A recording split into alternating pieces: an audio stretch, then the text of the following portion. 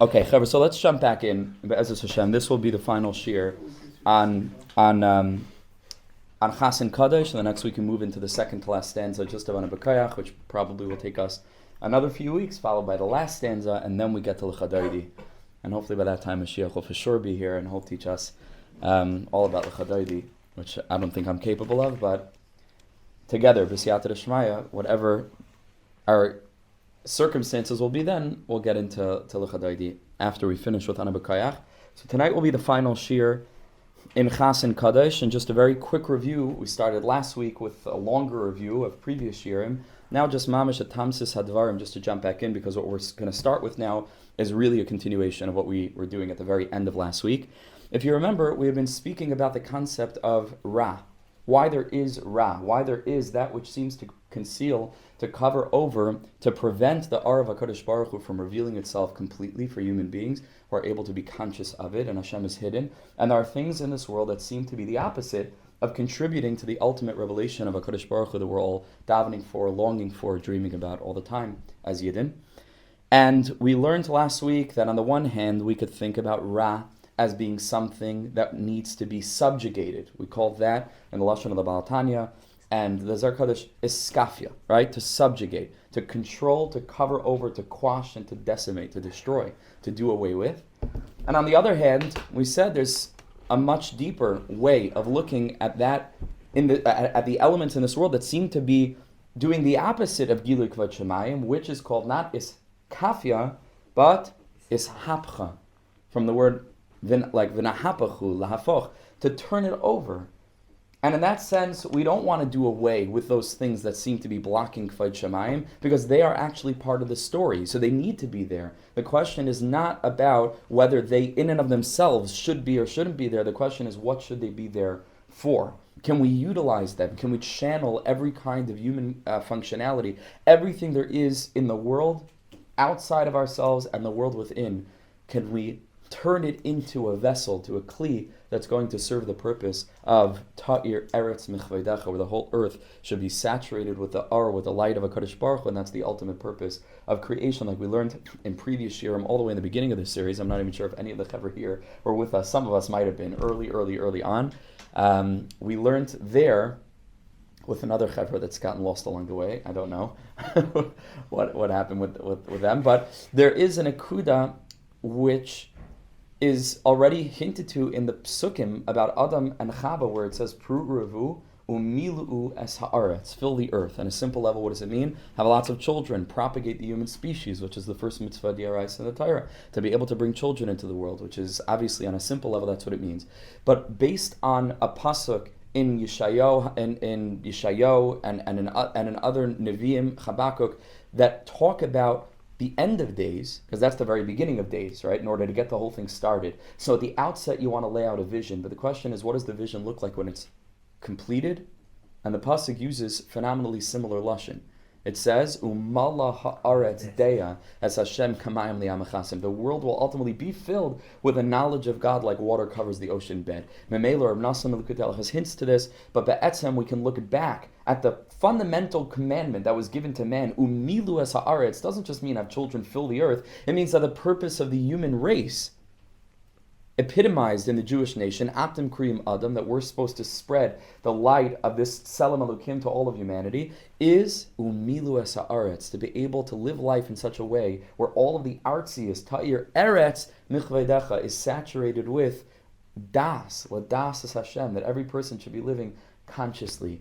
Brachas, for example, are something that were given to us in halacha, derabanan, diaraisa, benching is diaraisa. Most brachas, all the rest of the brachas are derabanan, but fundamentally there's a logic diaraisa included in amuna that when a person eats something, they should be conscious of a Kadosh Baruch Hu b'chol drachecha da'ehu. This is one of the mitzvahs that you and I have as Yidden.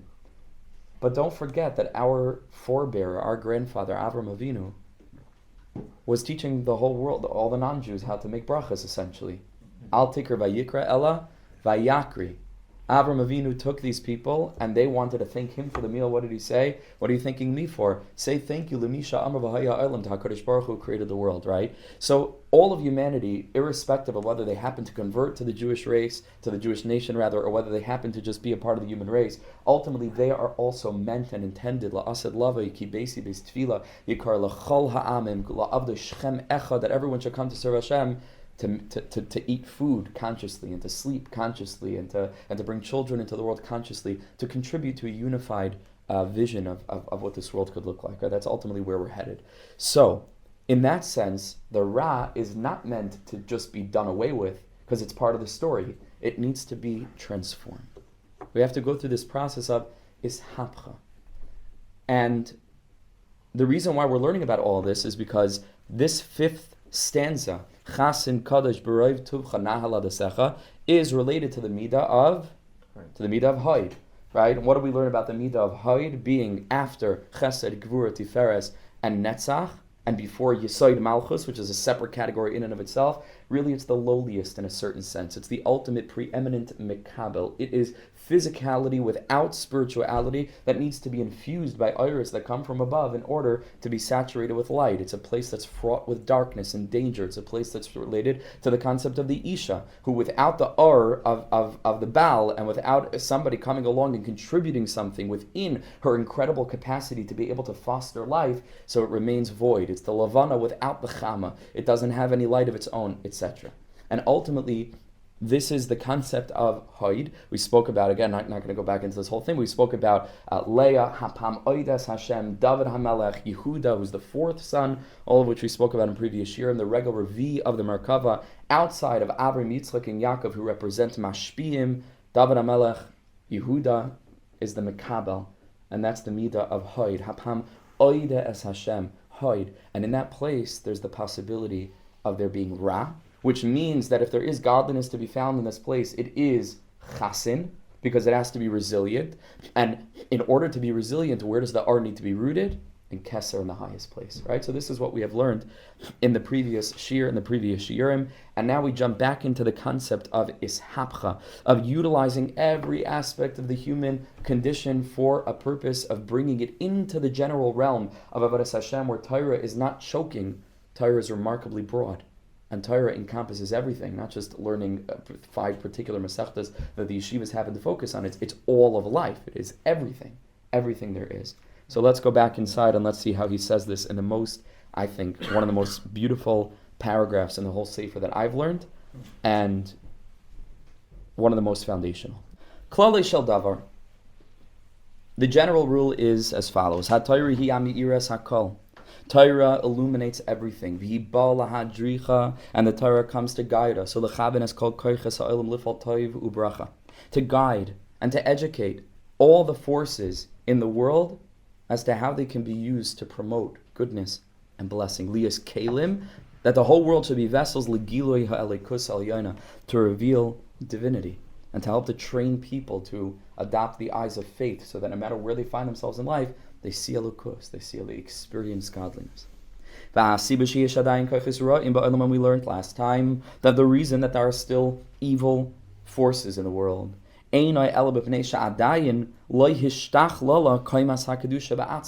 it's just because the manifestation and the structure of holiness has not been completed in such a way how somehow, and it might be very difficult for us to understand, but this energy, and you have to strip away layer after layer after layer after layer to get to the core of what this particular energy is. Obviously, not in its current form in many cases. It cannot be used for Kedusha. But if we identify what's at the core of it, what's at the root of it, so then we find out that these things are not just, dispensable. They're chinuyim rather. They're absolutely necessary. But it's srachim, legilui hakedusha va'ar Hashem. They are puzzle pieces that are going to join together with all the other puzzle pieces, some of which are black and some of which are light, to demonstrate the great unfolding of the great light of Hashem in the world. Memela, therefore, the more that the realm of Kedusha comes to completion, and the pneumius of Torah becomes revealed throughout history, as we know that it was all a chain of progression. And in every generational era, a new Gilui was brought into the world, slowly but surely, until the Baal Shem HaKadosh reveals the razin of the Pnimius of Kabbalah. And the gates opened, as the Zohar HaKadosh told us they would in 1840, and so on. And afterwards, and everything changed. Yiddishkeit changed. And forget about the Beis Medrash of the Chassidim, where it's obvious, but the Leshem writes, in the name of Rebbe Sol Salanter, that he heard a Kabbalah from Rebbe Sol Salanter, that which was forbidden to learn for those in previous dairas before, there were 40, many different Gedarim as to accessing Kabbalah. After 1840, everything changed. After the year 1840, which was foretold by the Zohar HaKadosh, that in that year, Niftechu, like the pasuk says, Mayanas HaTayim, like it says about 1840, the year 1840. 5,600. 5,600. What is it in what's it called? Yeah, maybe. I'm forgetting, but he says exactly the year. 40 would be man. Exactly the year. 18, the year 184 years. 1840. Yeah. 1840. Pay. Yeah. Yeah, it works. I'm not a math guy. You start talking to me about math, I faint. I just know colors and music and poetry. 1840 not math. What happened in the year 1840? According to the Zohar HaKadosh, a cataclysmic shift in the spiritual realm took place. But Chassidus was unfolding slowly but surely. It was the second, third generation of Chassidus beginning to take root. Ultimately, Rav Chaim Volozhin was beginning to write Nefesh HaChaim. Also brought Kabbalah, down to the masses in a remarkable way. It's interesting because just in the Western world in general, that's basically the start. So, Industrial Revolution. That's what they say, that the pasuk by Noach that the Zohar HaKadosh quotes is not only the gates of heaven would open, but Arubas Hatahaim, the gates of the gates of the lower sciences. So Chachmilah, Chachmatata, everything changed. But Al Kapanim yiddishkeit is a different yiddishkeit. So we have to be accessing the Pnimius of Torah that is all Elokus. In that place, it's just all about godliness. It's not just about the rituals and the behaviors and the culture. It's all about the Pnimius of it. Why we're doing things. Why, and how to access godliness through all of the external garments, if you will, of Yiddishkeit.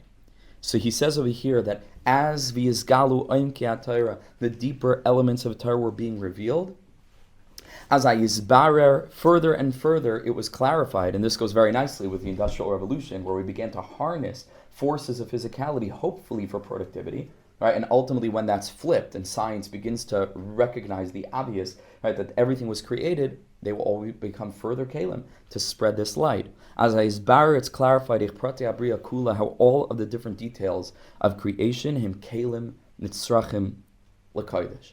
They are necessary vessels to help promote the realm of the holy, the dimension, rather, of the holy. What does that mean? In a which particular it's point? It's often the Kodesh.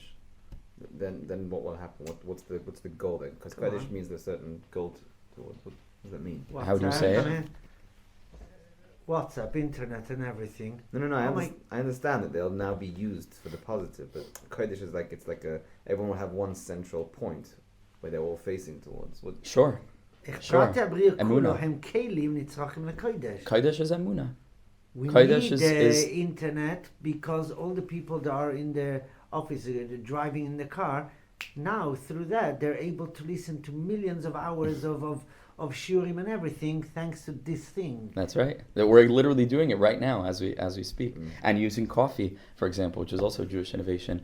At least in some realms, I think. Yeah, coffee. What was it called? Jack's Coffee House over here. It was a Jew, Jack the Jew. No, here in London, Jack. I think so. Anyway, okay, let's we gotta move. Kalim nitzrachim l'kodesh. Right, that's the main thing. L'dugma, for example, kichol shemisbatachas pnimius haTorah. The more that the gates of pnimius haTorah, the inner dimension of Torah, are opened, as ayanafashas heleches umisamtzois ba'or shel kodesh. The souls that are connected to that Gilui continue to intensify their connection to Or Shel Kodesh, to the light of holiness. Here's just using an example. The more that Pnimius HaTorah is revealed, the more we start to understand the importance, which most people still don't, of Nigun HaKodesh, of holy song. Listen to the way he lays this out. Ki be'emes, in truth, Hanigun shaykh lebechinas hanavua. Nigun is bound up with the realm of prophecy. Ka'emer, as the pasuk says, Shaul brings David HaMelech v'haya, or whichever menagnim he had v'haya kenagin hamanagen. When the musicians begin to play, v'atihi alav yad Hashem. It is then that nevuah is able to be revealed. Hainu, we find, and listen to this very, very carefully because this is so crucial, and I feel personally sometimes very misunderstood here in this community, unfortunately.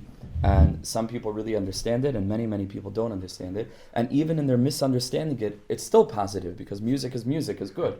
But I don't intend to just be like a musician, like an entertainer, right? We don't intend to be entertainers, right? We understand music is prophecy, something else. It's a tool, it's a kli, it's a vehicle, it's a vessel. Why is it misunderstood? Because largely, Chevra haven't yet begun to recognize that something has shifted in yiddishkeit so dramatically that as we get closer to the Geula, we need to begin once more to connect to the light, not just of Chachma, but to the light of Nevuah, light of prophecy, which is coming back as we come back to Eretz Yisrael, as we get closer and closer to the ultimate redemption. So, in direct correlation with the increasing measure of redemptive light that is shining in the world in the Ikvis of the Mashiach, Darisha and Shal Geula, as we get closer and closer to the ultimate revelation of Mashiach Tzidkenu, that's the amount of the spirit of Nevuah that's coming back into our souls. Rav Kook spoke a lot about this. The Piasetzner Rebbe spoke a ton about this. Wow. And Memela, in all of his writings, literally, wherever you look, primarily in Mavoi Sha'arim, which is Hakdama to the third sefer that we unfortunately don't have, which is going to be called Chayvus HaVreichem, but in many, many other places, in Derech HaMelech, and in Shloshem Amarim, in many places, the more the R of Nigun is necessary as a legitimate method for serving Hashem. Not just something enjoyable to do, not just something that's fun to do, not just something that's pleasant to do, and a better pastime for teenagers than some other pastimes. It's literally a fundamental core pillar. It's a key of Avodas Hashem in the Ikvis of the Mashiach. A key to the soul. The language of the soul is music, and it's directly correlated to prophecy, which is directly correlated to the Geula, which I believe with all my heart and soul is directly correlated to the time that we're living in now. Mamish now. Hainu, and he says this straight out. Shalu'umas hanavua, in contrast to prophecy, hare hachachma, when it comes to the intellectual aspect of yiddishkeit, saitar shabal peh, when it comes to sugyas, gemara upaiskim, when it comes down to the hair-splitting dialectics of Jewish law, Yiddish of gemara upaiskim, einam tzrichem es hanigun, kedei latzliach bepitucha. You don't necessarily have to have access to the R of melody. With whatever melody is, I mean, it's not an intellectual concept. It doesn't fit into that part of the brain. B'chlal, it's something else. In order to understand it, the person doesn't have to have the R of nigun. Now, a lot of people learn Gemara with a nigun. It's true. That's the beautiful blending of nevuah and chachma. Chacham adif minavi. These two things have some kind of relationship. And obviously, chachma and bina are train rein the lemisparshin, and they go together. This R of hearing and seeing, which is the R of Tashma of Nigla and Tachazi of Nister. That getting to that now. Of course, these two things are connected. We need them both. That's why Agada, which is according to the Gra and Evan Shlema, Roiv Sisr Kabbalah in Agada, is interpolated with the Gemara, because these two things have to be connected. If you take a look in the Hakdama to the Marsha, in his commentary, right in the beginning of Brachas, he bemoans the fact that initially, at least the way that he had written the Sefer Marsha, he separated his parish on the Nigla-oriented sugyas and his parish on Agada. And he said that he reached the level of understanding that these are two, I think he used the lashon, two sisters that should never ever be separated. And so whoever printed the Marsha subsequently, it's interesting to find the earlier editions, he put them back. He put them back together. So take a look at Akdama to the Marsha. It's kedai to see it inside the way that he talks about this connection. So in a Chanami, people learn Gemara with a melody, but ultimately they belong to two completely different realms. Hari achachma satar shabapeh gemaro poiskim einam tzrichim es hanigun kedei latzliach bepitucham. We don't find that some big Talmid Chacham had a problem in the sugya and then he needed someone. There's a story like that with the Baal Tanya without getting into the whole thing right now exactly, but again it's that.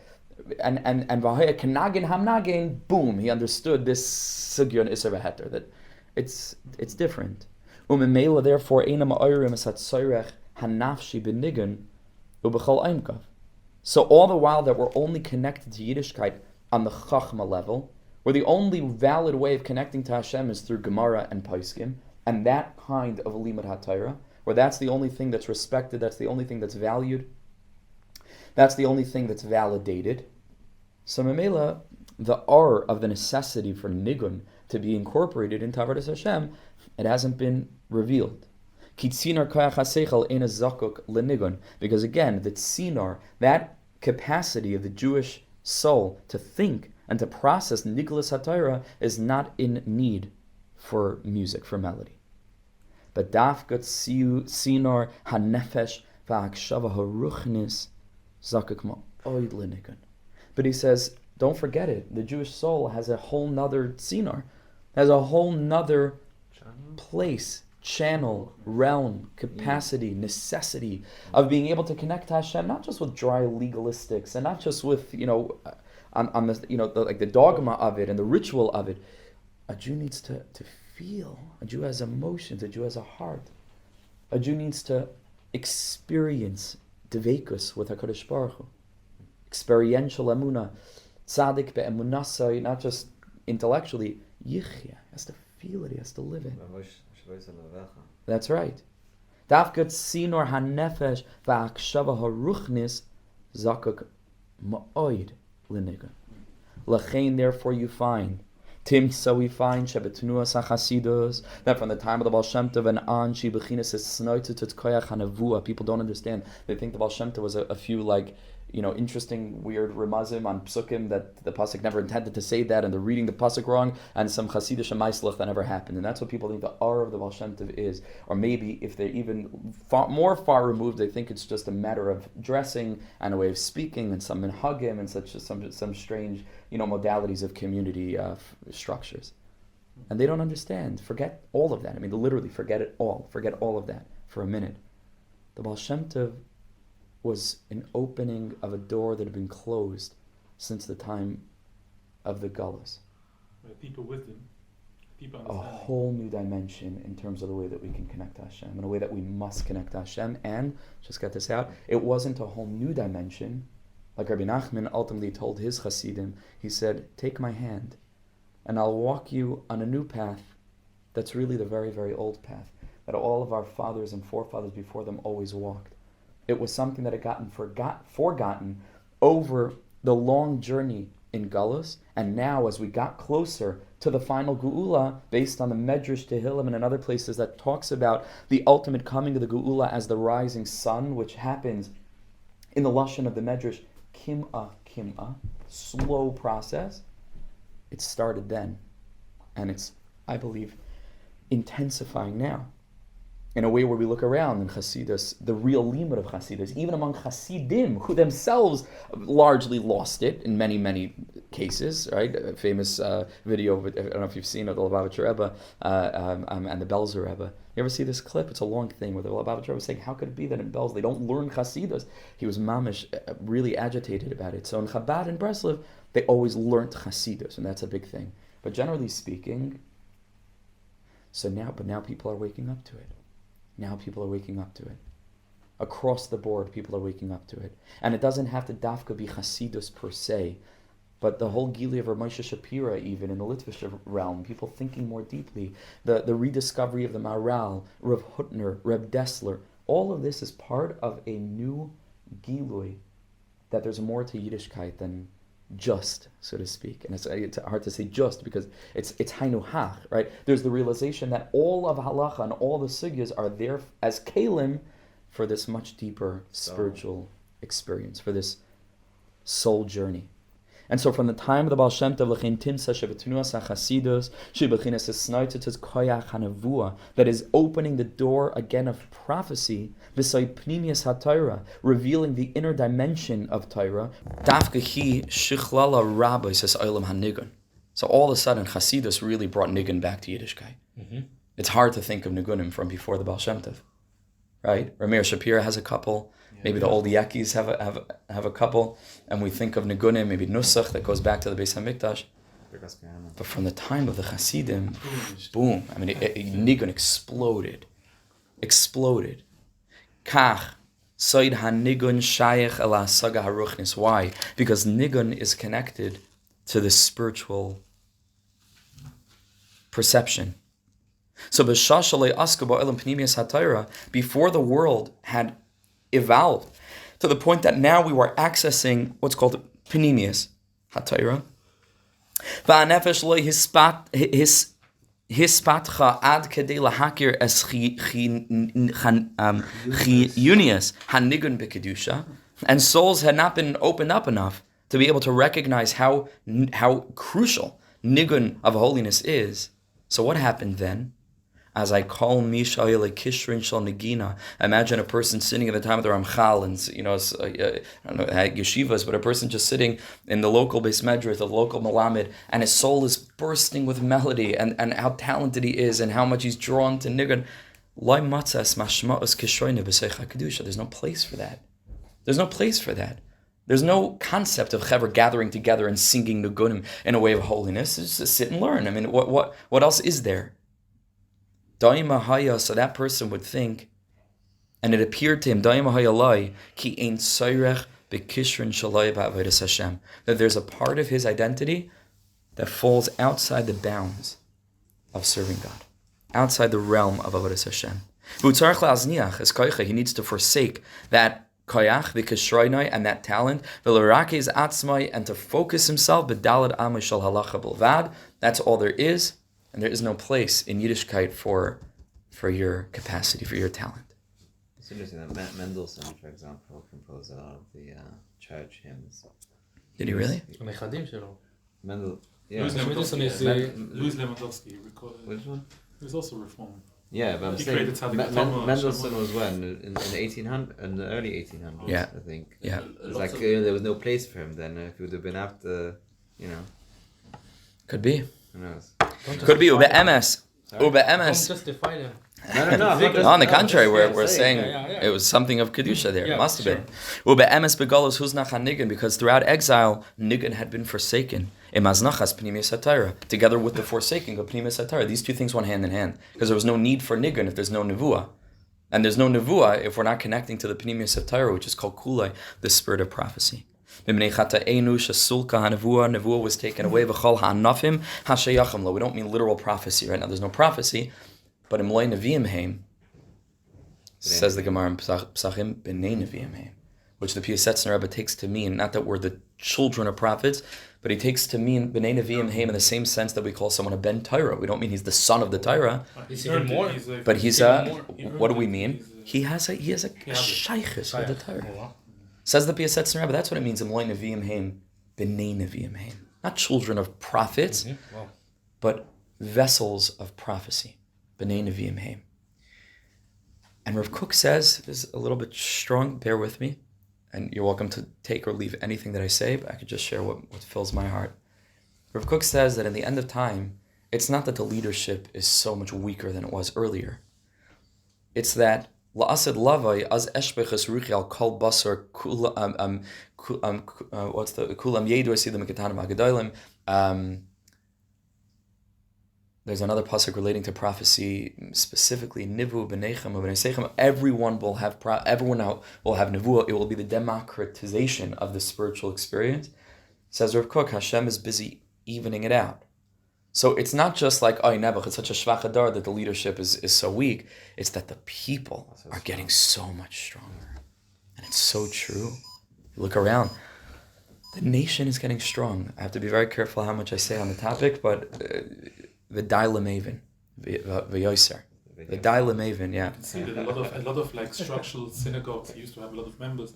Now everyone wants to open up their own shtibel, and because it's hierarchy is going more flat. Like everything, there's going to be a good element and a negative element.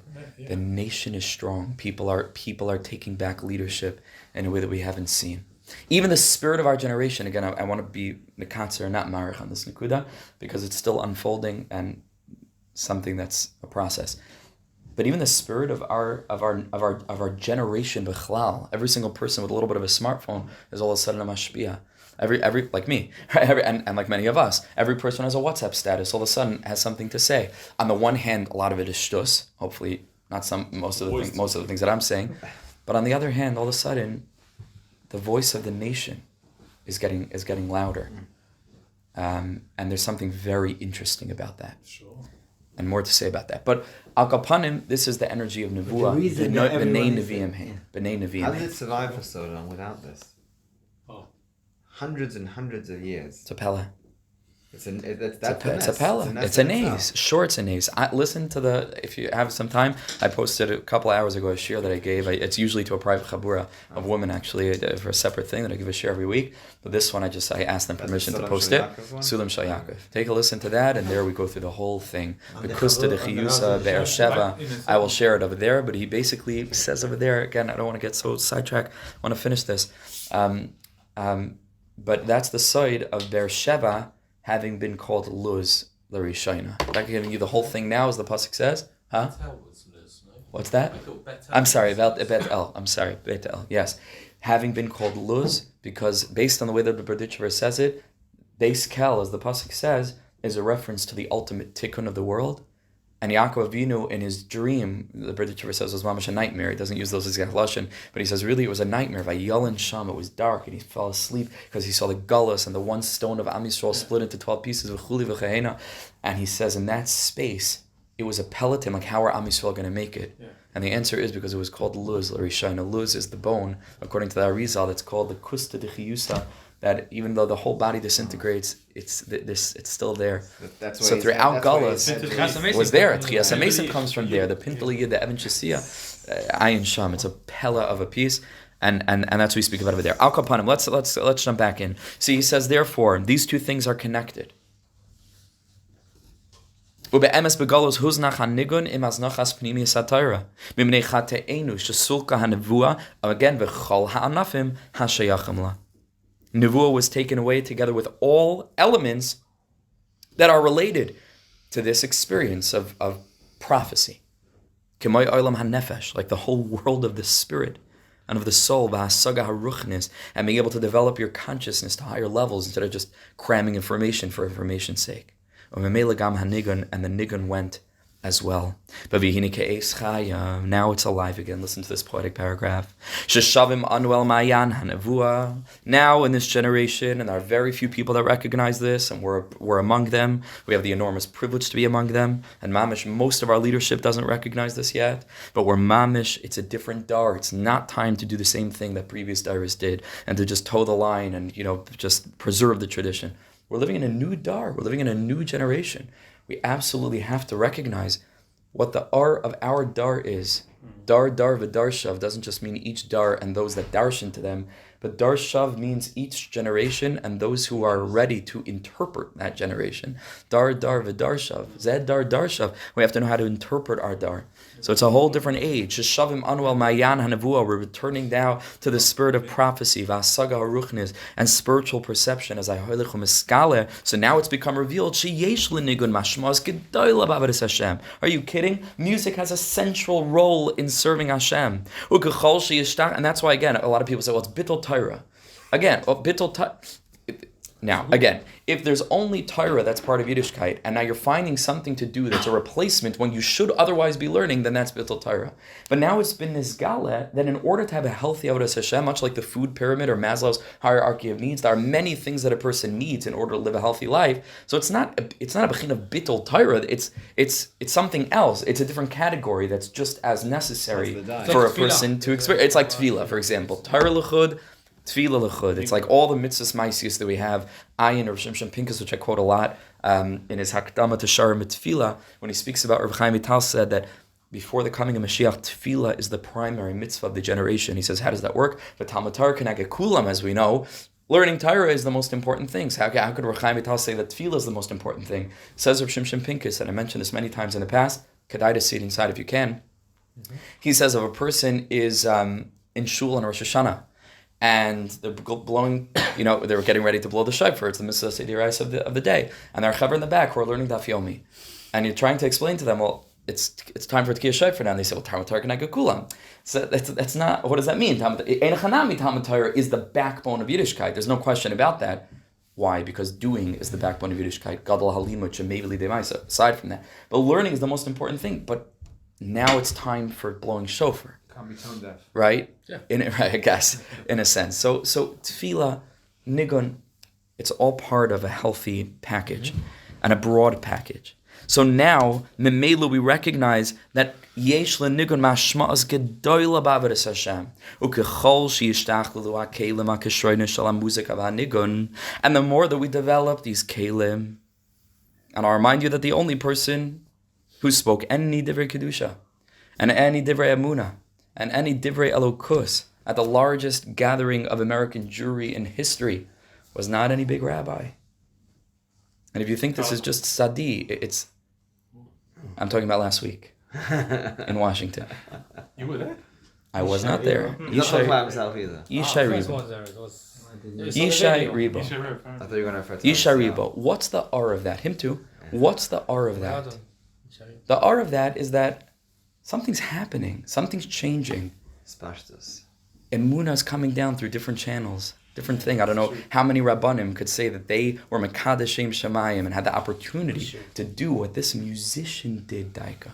Zamru maskil, the pasuk says. La'asid lava hine yaskil avdi. Same lashon that's used about Mashiach. It's going to be the musicians that are channeling Das, Zamru maskil. Rabbi Nachman talks about that in Tar Gimel in Likutei Moharan. So something's happening. Something is happening. The more that music, holy music, communicating holy messages of Emunah are growing as you kalim na'im, there's going to be such beautiful vessels, and complete vessels, Yisrael, the Kedusha, to expand the capacity to reach the world with holiness. Sha'anagina tia amuka, that music will be so deep, ve'echutit, and it's going to be so quality. And we're going to be able to reveal such kedusha through this vessel and through this kli, through this tool of spiritual perception, which is so supported with the olam hanigan that's rich and that's deep. And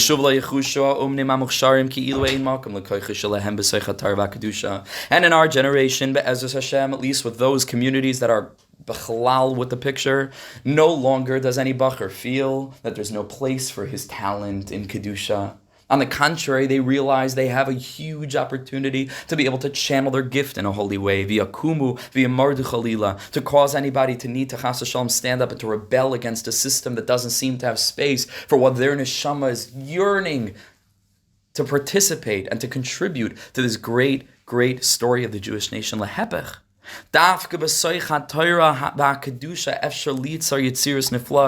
see the Torah as the content, like Yishai Ribo's music, like Nisim Black's music, we spoke about last time, right, as the quintessence, like many, many, many other musicians that are utilizing the Torah they learn in order to fill their musical capacities with the R of Kedusha.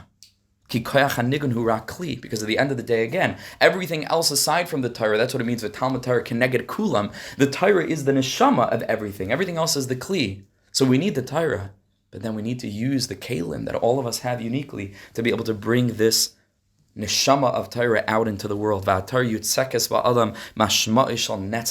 the Torah that fills the person mashma shal netzach with eternal meaning and all of their capacities. Me'ira bayas ar nishmasai is revealing the light of its soul. Mafgisha isayim oimek hargashas hachayim b'chol edinusam va'atzmusam. It's Torah which enables a person to encounter the hargashas hachayim, the depth of the feeling of life in all of its gentleness and all of its power. Mizacheches levavai. It is what refines the heart. Lachash es nigan hanefesh. Shehi kinimi hakinar. To sense the melody of the soul, which is like the strings of the fiddle. which relates to every strand, every string of life, with every note, with every tenor, with every melody of light, in every corner and in every simta, in every alley. The Torah refines humanity. Opens the heart to feel the ocean of life, the whole ocean of humanity, and the life force of all of nature, to be able to sense their joy and their contentment, their pain and their longing, their hopes, and their dreams. Imagine if this was the Torah that we're giving over to our kids in high school. Can you imagine if we were teaching this? Can you imagine? It would be over. It would be over. Game over. HaTorah harachava. This wide, vast Torah. It is the cloak, spreads the cloak of the Master of Heaven and Earth, which reveals itself in every aspect of life, havaya, all of existence. And which crowns with deep meaning and import every creative vision. Memela, it grants the pure creative artist and the artist that's listening to his soul. The Torah gives and gifts that artist Oisher Shal Regesh V'Chaim, the riches of feeling, a wealth of feeling and of life. Liyitzur, to create, Ulabia, to express, Ulasartet Ale Asar V'Navel, like David HaMelech says, right?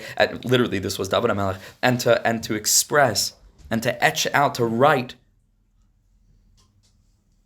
accompanying the music of Ali Asar V'Navel, different kinds of musical instruments, Ali Nigun Uni'ima, through melody, through this pleasantness, Ulabia Al Yedei Yitzirasai, to utilize his creations to express Esama Amakim Hamerubim, all these deep concepts, Hachabuyim, which are hidden B'meimadim, Hapnimiyim Shamatzias, the inner dimensions of existence. But the umazos, and the contrary, and the contrast of this is kisha uman manutak me'hatayra. When you have an artist, it's the same music, but he's removed from this bubbling source of living. Menukar lenishmas chaim shabikir, but detached from a stranger, right? From his living soul within him, as I read him, who say he's slumbering. Muhumam mishichrin hachitzainis. He is bewildered by the drunkenness of externality. Such a beautiful Hashem. Fantastic. Mehuman mi shichrin hachitzainis. Atum el kol masha choyder me'ever chitzainis hanefesh. He's closed up to all which penetrates beyond the externality of the soul. Umemela, and therefore yitziraisav hein af yud lilos v'nevubai. So his creations will also be hollow. Let's speed read to the end very quickly. So this is what we're saying, and we come to the end of learning this tiny stanza of 6 little words. Chazin kadosh m'rev tuvcha nahel adasecha. Bishvil or kol kach gadol. When it comes to this great, great, great light, tzarich lahamshich b'chinas roiv toiv. It's not enough just a little bit of good. We need to bring down roiv toiv, loirak toiv, but roiv tuvcha. We want to access what's called roiv tuvcha. What is roiv toiv? So you remember last time we learned the pasuk that says Hine Toiv is talking about the Yetzer Toiv. Hine Toiv Ma'oid is the Yetzer Hara. See, he sees over here Roiv Toiv as a reflection of Toiv Ma'oid. So he says Hine Noidea and Noida. It's known just said Roiv Toiv Hu b'chinas HaToiv Shenister b'sech kala olam kulai. It's the hidden goodness. There's Toiv that's here, and that's seen. What we experience and can point our finger and say, this is good. This is connected to the Balatanya in Igaras HaKodesh, Laskilcha Bina Yud Aleph, right? Igaras HaKodesh, the famous teaching over there. In Igaras HaKodesh, the Balatanya says that the things that happen to us that are good, it's good. The bad things that happen to us, so good. Right? He says it's so good that our brain can't comprehend how good it is because it's beyond us. Beyond us, roiv taiv. L'bechinas hatayv ha'galui, hine roiv taiv, u'bechinas hatayv ha'shalei mamish. This is the ultimate universal goodness, shekoilo b'soichias hakol, which contains everything, v'uchavoi v'nimtza bakol, and it's contained within everything. Afilu bara, even in the lowliest place, in hoid shebahoid, din shebedin. Beside, as the pasuk Tehillim says, ma rav tuvcha, which is roiv tuvcha, rav tuvcha, asher tzafanta, which is the hidden goodness. That's hidden in every capacity, every ability, every aspect of life. And it's known it's known that which is hidden is connected to the direction of the north. Shabai nimtzas hara, where the ra is, as the pasuk Yirmiyahu says, beside mitzafain tipatei hara'a. So in midas hadin kenoida, that's the midah of din. So the yitzhar shenikras tzafaini, as is brought in the Zohar Kadosh, the yitzhar is called tzafaini.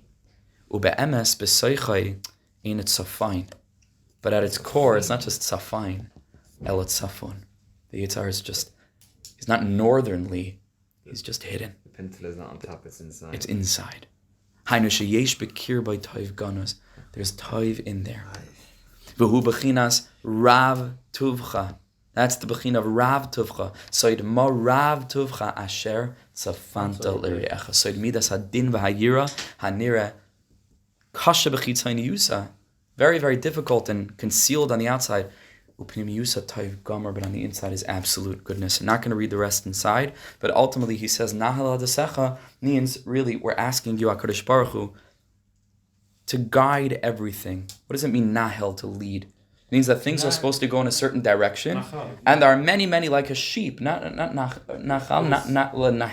right? Nahel means to guide. Like for example, sheep. Like we learned in previous year, and the shepherd needs to take all these sheep that are all over the place and to gather them together, and to direct them in one direction. So we're saying to HaKadosh Baruch Hu. Now this is the culmination. This is the culmination of the whole thing.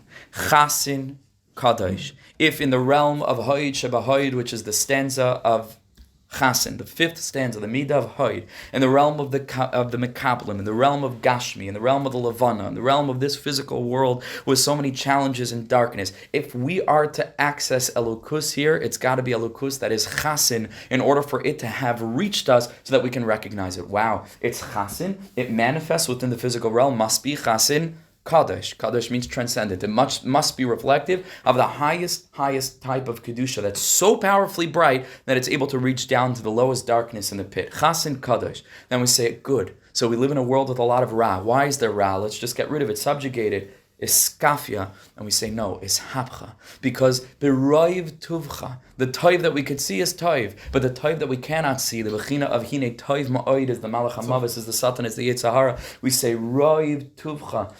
Marav Tuvcha Asher Tzafanta. There's hidden goodness there. And ultimately everything that's here is meant to become a kli with the experience of a very expanded engagement with yiddishkeit, where it's not just chachma, but it's nevuah. It's not just nigla, but it's also nister. It's not just moyach, but it's also leiv. It's not just halacha, it's also agada v'chule. It's the whole picture. Memela, we're able, therefore, to access every human capacity, to be able to channel it and to be able to light up the entirety of the world. Ta'ir eretz michvaydecha. Therefore, Ribbana Shalom, once we recognize that, here in this experience of hide, of challenge, of concealment, we say we're ready to all be led in the right direction. Nahel adasecha. So now guide us. Gather all these pieces together, all these hidden pieces, and direct us in the kivun of Kedusha and the kivun of Geula. And of course, we like always to connect this back to the broader concept of Shabbos, right before we're about to sing L'Chadaydi, because ultimately it's a series on Shabbos, but it's been a series on Anam Akach for a good while, right? But because that's what Shabbos is. Shabbos is Me'ein Olam Haba. Shabbos is a little bit of a taste of what the world is going to look like on the Tikkun HaShalim. And so the Bechina of Friday, Erev Shabbos, the darkest of the dark, but also tasting the light of the light, which is you and me, literally what we're experiencing now in this Chabura. A little bit the R of the Geula is shining, and we say in this darkness, right before L'Chadaydi, we have to recognize the world looks mamish chashuch, but it's just all the right elements that need to be turned around, and we see that they're kalim for R. So I could have saved us 4 hours of shiur and just taught you that as 10 minutes, but you understand that things need to be learned deeply, step by step.